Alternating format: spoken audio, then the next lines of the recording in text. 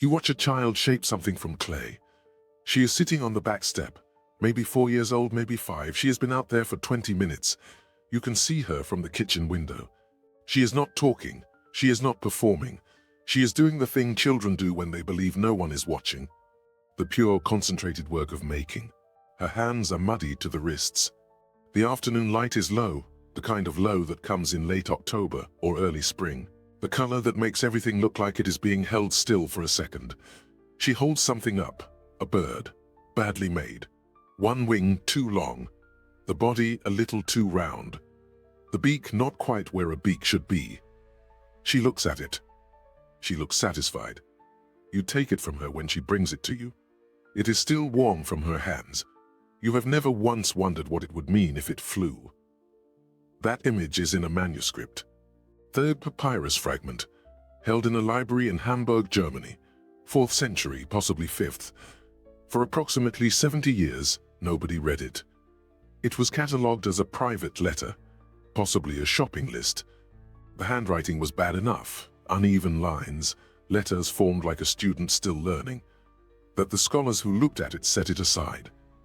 It did not look like anything important. It was the most important thing they had. Inside that fragment, written in Greek by someone with bad penmanship in a monastery school somewhere in late antiquity, is a description of a 5-year-old boy sitting beside a stream, shaping 12 sparrows out of clay. His father comes and scolds him for working on the Sabbath. The boy claps his hands. The clay birds fly away. What that papyrus contains, what was sitting in Hamburg for 70 years, filed as a grocery list, is the oldest known surviving manuscript of the Infancy Gospel of Thomas, a text the Church formally excluded in 363 of the Common Era. A text that describes what Jesus was like as a child. A child the Church has worked very hard to keep out of the picture. My name is Nathan, former high school history teacher, Evansville, Indiana, 12 years at a Catholic school teaching world history and early Christianity. I resigned when the evidence kept leading me somewhere the institution was not prepared to follow. The papyrus has a designation. P.Hamb.Graec.1011. It was identified in 2024 by 2 university scholars, Dr. Lajos Berkes from Humboldt-Universität Berlin and Professor Gabriel Nochi Macedo from the Université de Liège in Belgium. They were working through the Hamburg collection, the Karl von Ossietzky State and University Library, when they examined a fragment that had been there, uncatalogued in any meaningful way for the better part of a century. The handwriting is what had thrown everyone off. Berkes described it in the press materials. The letters are irregular, the spacing inconsistent. It looks like someone still learning to form letters. Not a trained scribe, not a professional copyist, something between a student exercise and a devotional copy made by someone with limited training. That is why it was filed as a school exercise or a private letter. That is exactly what saved it, because the texts that looked important, the ones with careful calligraphy, those were the ones the Church's suppression apparatus had reason to find. The clumsy one in bad handwriting got filed as a grocery list and survived. Here is what I need you to understand about what P.Hamb.Graec.1011 actually is. Before this discovery, the oldest known surviving Greek manuscript of the Infancy Gospel of Thomas was an 11th century codex. The Hamburg Papyrus is dated to the 4th or 5th century. The difference is 600 years. 600 years closer to the text's composition. 600 years that scholars had assumed were simply lost. They were not lost. They were in Hamburg, filed as a shopping list. Now, the Infancy Gospel of Thomas itself was written earlier still. Scholars date the original composition to approximately the 2nd century of the Common Era. Let me place that for you. The canonical Gospels were composed between roughly 35 and 100 CE. The Infancy Gospel of Thomas was circulating in some form well before Christianity had settled into the institutional form we now recognize. It was not written by someone who thought they were writing a heresy. It was written by someone in a living community who had received stories about Jesus' childhood and wrote them down. The same thing Matthew did, the same thing Luke did. The difference is that the Council of Laodicea in 363 of the Common Era, formally excluded the Infancy Gospel of Thomas from approved readings. No public explanation was recorded. The text was excluded. The reason was not given. You have never been told what Jesus did between the ages of 5 and 12. Think about that. Not as an abstract point, as a fact about your actual knowledge. You know the nativity, the star, the manger, the wise men. You know the temple scene at age 12, Luke chapter 2 verses 41 through 52, when Jesus is found by his parents after 3 days of searching, sitting among the teachers, astounding them with his understanding. And then, nothing. Luke chapter 2 verse 52. And Jesus grew in wisdom and stature, and in favor with God and man. That is the entire account of his childhood between ages 12 and 30. 18 years. In 4 words. For the first 12 years, silence. And you were never supposed to notice the silence. The church presented a blank childhood, as if blankness were the natural condition of a child who would become God. As if there were nothing to say. The Infancy Gospel of Thomas says, there was something to say. And what it says is not comfortable. I had a picture of Jesus as a boy. My grandmother's house in Vincennes. She had a children's illustrated Bible on the shelf, hardcover, probably from the 1950s. The picture showed Jesus in a green field, sunlight on his face, golden-haired, standing among lambs. Everything in the image was soft, rounded, gentle. The whole composition was designed so that nothing in it could possibly frighten a child. I never once questioned what was not in that picture. I believed the picture was complete. I believed the blank years meant nothing had happened. That picture is still what most people have in their heads when they try to imagine Jesus at age 5. Gentle, among lambs, sunlight on his face. That is what the institution gave you. And then there is the Hamburg Papyrus. Let me read you what is in the text. The Infancy Gospel of Thomas, chapter 2. The child Jesus is 5 years old. He is playing beside a stream. He has gathered water into small pools with his hands, and then he takes soft clay from the banks and shapes it into 12 sparrows. It is the Sabbath. Joseph, his father, comes and sees what the child is doing. Joseph says, "Why do you do this on the Sabbath? You know the law forbids this." Jesus does not respond to the question. He does not defend himself. He does not apologize. He looks at the 12 clay birds. He claps his hands. The sparrows come to life. They chirp. They fly away. That is the miracle the Hamburg Papyrus preserves in its opening lines. The P.Hamb.Graec.1011 fragment begins in the middle of this scene. The scholars identified it because the Greek words matched the known later manuscripts of the Infancy Gospel of Thomas, even accounting for spelling variations. A miracle that is in its own way beautiful. Clay, a child's hands, 12 birds assembled from riverbank mud, a clap, then flight. The church did not suppress this text because of the sparrows. The text continues. Chapter 3. A boy runs down the lane. He is moving fast. Children running, not paying attention. He bumps into the shoulder of the child Jesus. Jesus stops. He turns. He says 6 words. You will not continue your journey. The boy falls down. He is dead. The bystanders who see this happen go to Joseph and say, "You have a child who cannot be in public. Wherever he goes, someone dies." Joseph pulls Jesus aside. He scolds him. "Why are you doing this? You cause grief to everyone. They all hate us because of you."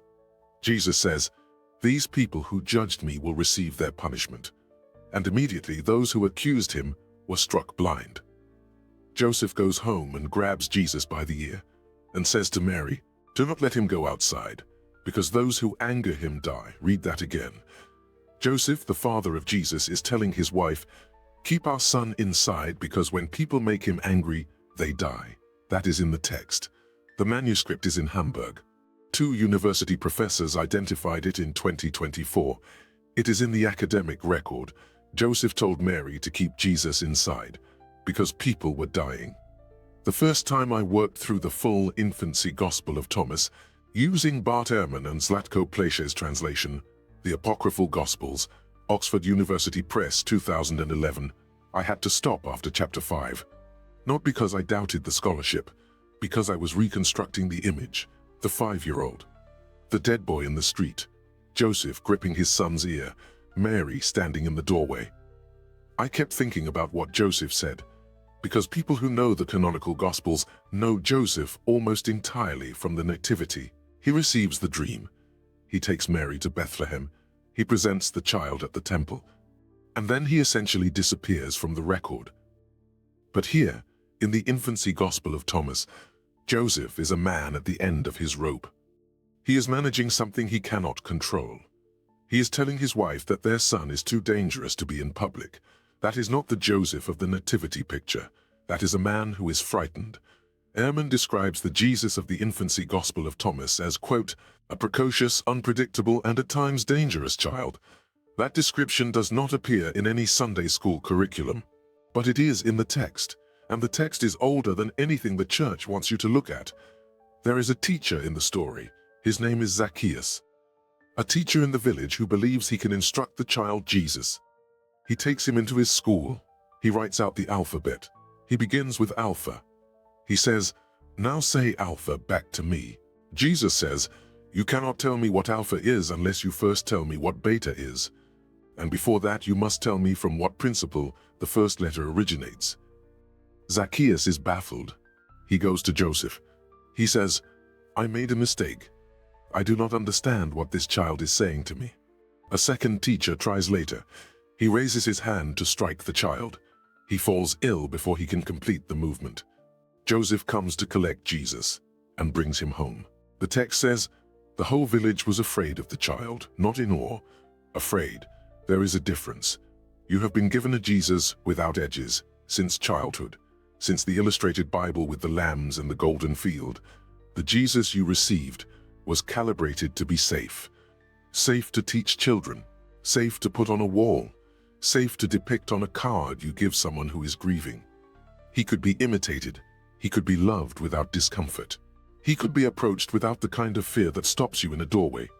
The child in the Infancy Gospel of Thomas is not safe. He has uncontrollable power that he uses with the emotional logic of a 5-year-old. A 5-year-old who has been bumped in the street. A 5-year-old who has been questioned by an adult. A 5-year-old whose clay pools were scattered. The reaction is immediate. The consequences are permanent. Now I want to be precise about something. I am not asking you to take this text as a literal historical record of what happened. The question is, what is this text doing in the early Christian tradition, and why did the institution find it threatening enough to formally exclude? Because here is what the suppression tells you. The Council of Laodicea did not exclude the Infancy Gospel of Thomas because nobody had heard of it.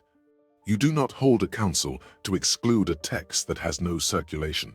You exclude a text because it is circulating, because communities are reading it.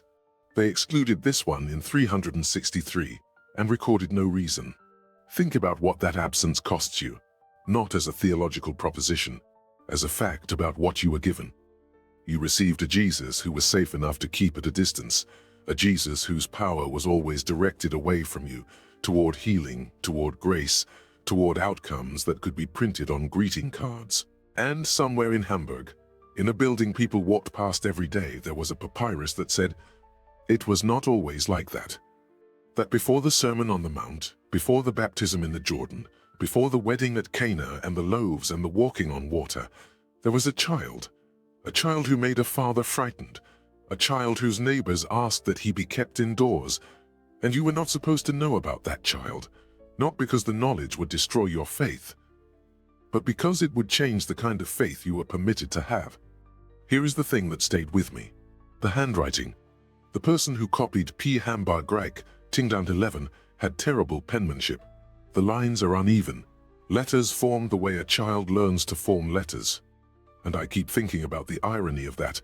The most disturbing portrait of the child Jesus in any surviving ancient manuscript, the earliest witness to this account by 600 years, survived because someone with bad handwriting made a copy that looked like a homework assignment.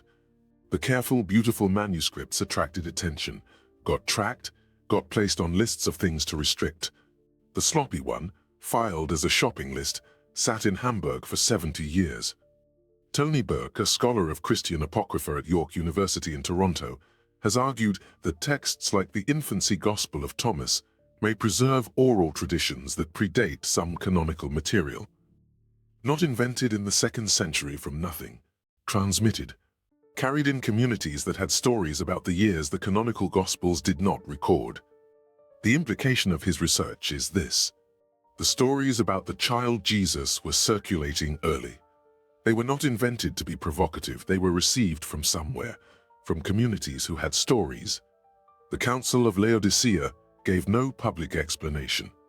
That is documented. They listed the texts that were approved. They listed the texts that were not. The Infancy Gospel of Thomas was not approved. No explanation was recorded. And I want to stay on that absence for a moment, because this is not how you suppress a text that is obviously wrong. If the Infancy Gospel of Thomas was simply a late forgery, an invention with no community, no transmission history, the Council would not have needed to suppress it. You ignore texts that have no audience. You formally exclude texts that do. The most effective suppression is not burning. It is silence. It is the file cabinet. It is the library catalog entry that says, private letter, possibly a shopping list. That entry in Hamburg held for 70 years in which scholars walked past P.Hamb.Graec.1011 and did not know what they were walking past. Now I want to bring in J.J. Benitez. His entry point into this question is different from mine, and I think it matters. Benitez does not engage directly with the Infancy Gospel of Thomas in the Caballo de Troya series. The 10 volumes observe Jesus primarily during his adult ministry years, but in Caballo de Troya 4, the Nazareth volume published in 1996, Benitez reconstructs the environment of Jesus' childhood, and he writes something that stopped me when I first read it. He writes, "The intelligence in his eyes was not the intelligence of a child." That is Benitez's reconstruction. His narrators observe the child Jesus in Nazareth, not performing miracles, not causing deaths in the street, but simply present. And what the observers report is that something about him was experienced by the people around him as something beyond ordinary. Not threatening in the way the Infancy Gospel of Thomas describes, but not safe in the way the illustrated Bible with the lambs was safe. Something in him that the people who spent time with him noticed and could not name. Now, Benitez is not a peer-reviewed academic. His methodology in Caballo de Troya operates outside the verification standards that Burke or Ehrman would apply. I hold his work accordingly. What I find valuable is not the time travel framework. What I find valuable is the question he is asking alongside the scholarship. The question is, what is the tradition preserving when it records a child who was like this? Benitez's answer, drawn from his narrator's observations, is that the child Jesus was genuinely extraordinary in ways that the people around him perceived and struggled to articulate. The Infancy Gospel of Thomas's answer, drawn from communities transmitting oral stories, is that he was genuinely extraordinary in ways that were, on occasion, lethal. Different answers, same question, and the Council of Laodicea decided that neither answer would be available to the people in the pews. The model the institution built required a specific kind of Jesus.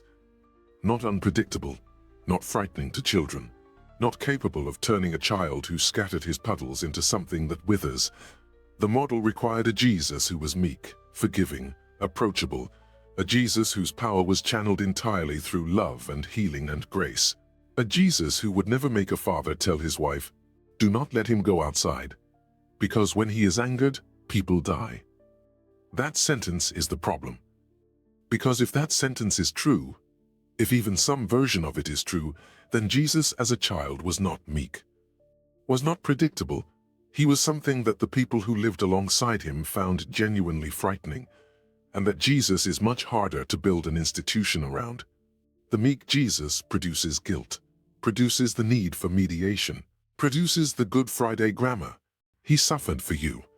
The frightening Jesus produces something else, something more like awe, and awe does not need an institution to manage it. They excluded the text because they could not control what it produced in people.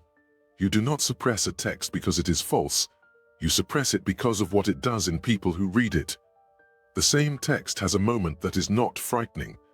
Chapter 9 of the Infancy Gospel of Thomas. Jesus is 8 years old.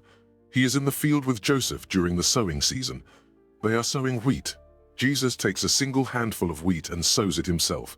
At the harvest, that one handful yields enough grain to fill 100 cors, approximately enough grain to feed a village for a year.